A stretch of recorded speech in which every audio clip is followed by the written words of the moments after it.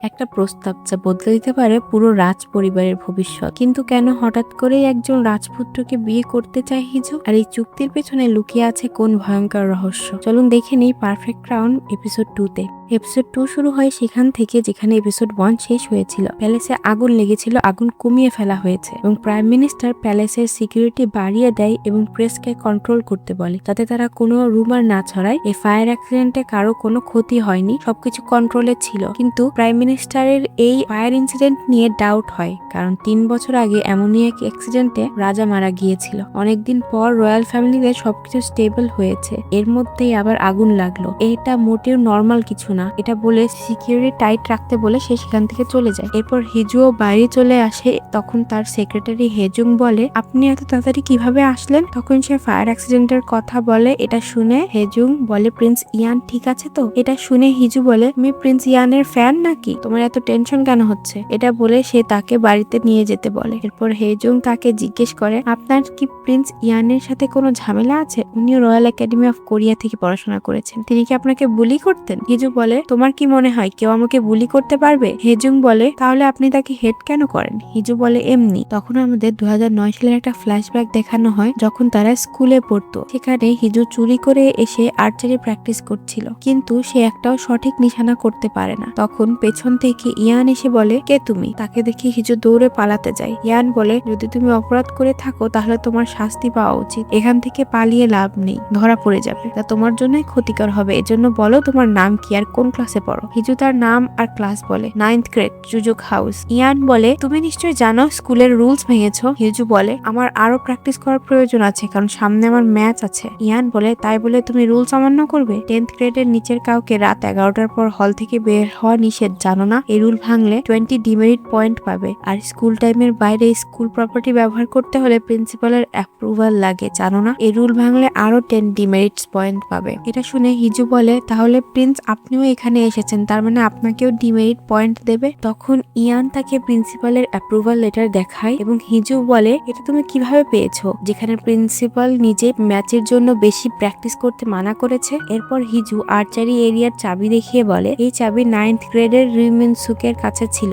যদি archery area use করা নিষিদ্ধ হয় তাহলে ও এই চাবি কোথায় পেল? এটা দেখিয়ে ও ক্লাসে শো অফ করে বেড়ায়, এজন্য এটা আমি চুরি করে নিয়েছি। কারো কাছে এখানকার চাবি আছে, তোমার কাছে অ্যাপ্রুভাল আছে, কিন্তু আমি এগুলোর কিছুই পাবো না। এজন্য আমাকে ডিমেরিট পয়েন্টের লেকচার দিও না। আমি চাই ইকুয়াল সুযোগ সুবিধার পাক সবাই। যে সুযোগ আমার রাইভালসরা পায়, আমিও যেন সেটা পাই। ইয়ান বলে, তাহলে তুমি এর জন্য ওদের মতো কাজ করবে? হিজু বলে, প্র্যাকটিস না করে হারার থেকে আমি চুরি করে প্র্যাকটিস করে জিতবো। এটা বলে সে যেতে থাকে, কিন্তু আবার ফিরে যায়, ইয়ানকে সম্মান দেখিয়ে চলে যায়। এটা দেখে ইয়ান হাসতে থাকে। এরপর সিন প্রেজেন্টে আসে এবং হিজু এসব ভেবে বলে, ওই দিন আমি কত রুড ছিলাম। পরের দিন রাজমাতা ইয়ানের সঙ্গে দেখা করতে আসে। তিনি আগের দিন তাকে থাপ্পড় মেরে যা বলেছিলেন তার জন্য ক্ষমা চান এবং বলেন, আমি আমার ছেলের টেনশনে উল্টোপাল্টা বলে ফেলেছি। ইয়ান বলে, প্রাইম মিনিস্টার মিন কিছু অ্যাকশন নিতে যাচ্ছিল, আপনি যেহেতু ভুল বুঝতে পেরেছেন আমি তাকে বুঝিয়ে বলবো। রাজমাতা বলে, সবার শুধু আপনাকে নিয়েই টেনশন, রাজার জন্য কাল কারো কোনো টেনশন ছিল না। আগুন লেগেছিল, রাজার কিছু হয়ে যেতে পারতো, কিন্তু সবার চিন্তা ছিল আপনার মুখে কেটে যাওয়া নিয়ে। ইয়ান বলে, তাহলে এর জন্য কি আপনি আমাকে দোষারোপ করবেন? রাজমাতা বলে, হ্যাঁ, কারণ আপনি একজন রাজ্য প্রতিনিধি, রাজার সব কাজ আপনিই করেন। ইয়ান বলে, তাহলে কি আপনি চান আমাদের 8 বছরের রাজার কাঁধে এসব দায়িত্ব দিয়ে দেই? এটা তো পসিবল না, এজন্যই তো আমাকে রাজ্য প্রতিনিধি বানানো হয়েছে। আর এমনিতেও রাজ্য প্রতিনিধির কাছে কোনো স্পেশাল পাওয়ার থাকে না। কিন্তু রাজমাতা এর টেনশন ছিল ইয়ানের ইনফ্লুয়েন্স নিয়ে, কারণ সবাই রাজার কথা শুনলেও ইয়ান একবার বললেই পলিটিশিয়ান থেকে বিজনেসম্যান সবাই যে কোনো কাজ করে দিত। তাই তিনি বলতে চান যে ইয়ান রাজাকে ওভারশ্যাডো করে ফেলেছে। এটা শুনে ইয়ানের ছোটবেলার কথা মনে পড়ে, যখন সে এক্সামে 100তে 100 পেত, তবুও তার বাবা খুশি হতেন না। তখনই তাকে বলে দেওয়া হয়েছিল যে সে গ্র্যান্ড প্রিন্স, ক্রাউন প্রিন্স না। অর্থাৎ ছোটবেলা থেকেই ঠিক ছিল তার বড় ভাই রাজা হবে, সে কখনো রাজা হবে না। সিন আবারও প্রেজেন্টে আসে। ইয়ান বলে, আপনি আমার থেকে কি চান? রাজমাতা বলে, আমি চাই তুমি সবসময় রাজার পাশে একটা স্ট্রং পিলারের মতো থাকো। ইয়ান বলে, আমি তো সেটাই করছি। রাজমাতা বলে, তাহলে বিয়ের জন্য রাজি হয়ে যাও আর আমার পছন্দের মেয়েকেই বিয়ে করো। এটা করে প্রমাণ করো যে তুমি সবসময় রাজার সাথেই আছো। এদিকে হিজুর জন্য তার বাবা একটা ছেলে দেখে, কিন্তু হিজু সেটা নাকচ করে দেয়, কারণ ওই ছেলের মধ্যে স্পেশাল কিছু ছিল না এবং সে একটা ছোট কোম্পানির সিইও ছিল। হিজু বলে, অ্যাটলিস্ট আমার লেভেলের কাউকে তো খুঁজো। তখন তেজু আর তার ওয়াইফ আসে এবং বলে, তোমার জন্য সবচেয়ে বেস্ট ছেলে এটাই পেয়েছি। হিজু তখন বুঝে যায় যে তাকে বিয়ে দেওয়ার নামে ফ্যামিলি থেকে তাড়ানোর প্ল্যান চলছে। তেজুর ওয়াইফ বলে, আমরা অনেক বড় বড় ফ্যামিলিতে তোমার সম্বন্ধে কথা বলেছি, কিন্তু তারা খুব ছোট ছোট ডিটেলস থেকে তোমাকে রিজেক্ট করে দিয়েছে। আসলে সে হিজুর অবৈধ সন্তান হওয়ার বিষয়টা খোঁচা দিচ্ছিল। হিজুও তাকে বলে, তাহলে তুমি এই তেজুর মতো লুজারকে কিভাবে বিয়ে করলে? এখানে আবার দুই ভাই বোনের মধ্যে ঝগড়া শুরু হয়ে যায়। হিজু পরিষ্কার বলে দেয় সে এই ছেলেকে বিয়ে করবে না। এদিকে হিউন রাজমাতার কথা শুনে অবাক হয়ে যায়। সে বলে, এতদিন তো তিনি আপনার বিয়ের বিপক্ষে ছিলেন, হঠাৎ তিনি তার পছন্দের মেয়ের সাথে বিয়ে করাতে চাইছেন, এতে নিশ্চয়ই কোনো ঝামেলা আছে। ইয়ান রাজমাতাকে কোনো অ্যান্সার দেয়নি, তাই সেও এটা নিয়েই ভাবছিল। এদিকে বিয়ের কথার কারণে হিজুর মুড খারাপ ছিল, এজন্য সে তার সব রাগ ডিরেক্টরসদের ওপর ঝাড়ছিল। হেজুং এসে তাকে শান্ত করে এবং বোঝায় যে প্রফেশনাল লাইফ আর পার্সোনাল লাইফ এক করা উচিত না। এদিকে ইয়ান প্যালেস ছেড়ে তার প্রাইভেট রেসিডেন্সে যাচ্ছিল। তখন তার সাথে দেখা হয় মিস্টার ইনপিয়ং এর, যিনি রাজমাতায়ের বাবা এবং রয়্যাল কোর্টের একজন মিনিস্টার ছিলেন। ইয়ান তার প্রাইভেট রেসিডেন্সে যাচ্ছে শুনে তিনি বলেন, আপনার সিকিউরিটির কি হবে যদি আপনার কোনো সমস্যা হয়? ইয়ান বলে, আমি তো ভেবেছিলাম আপনি প্যালেস ছেড়ে যাওয়াতে খুশি হবেন, কিন্তু আপনি আমাকে নিয়ে ভাবছেন, এতে তো আমি অবাক হচ্ছি। এটা বলে সে চলে যায়। এরপর মিস্টার ইনপিয়ং রাজমাতার সাথে দেখা করতে আসে। এখানে রাজমাতায়ের এখনো মনে হচ্ছিল যে ফায়ার ইনসিডেন্ট ইয়ানই করিয়েছে। তিনি অভিযোগ করেন যে ইয়ানকে কেউ কিছু বলে না, সে নিজের ইচ্ছা মতো কাজ করে। মিস্টার ইনপিয়ং বলেন, গ্র্যান্ড প্রিন্স ইয়ানকে সবাই পছন্দ করে। নিজের প্যারেন্টস আর ভাইকে হারানোর পরও সে তার ভাতিজার জন্য রাজ্য প্রতিনিধি হিসেবে কাজ করেছে, রয়্যাল ফ্যামিলির উত্তরাধিকারীকে রক্ষা করেছে, রয়্যাল ক্রাউনকে রক্ষা করেছে। এসব শুনে রাজমাতা বলে, এটাই তো আসল ইস্যু। এদিকে হিজু নিজেই নিজের পাত্র খুঁজছিল, কারণ সে জানে যদি সে কিছু না করে তাহলে তার বাবা যার সাথে তাকে বিয়ে করিয়ে দেবে। কিন্তু হিজু নিজের মনের মতো কাউকেই পায় না, তাই সে হেজুংকে পলিটিশিয়ান, বিজনেসম্যান সব ক্যাটাগরিতে ছেলে খুঁজতে বলে, কিন্তু তাতেও কোনো কাজ হয় না। হিজু বিরক্ত হয়ে বলে,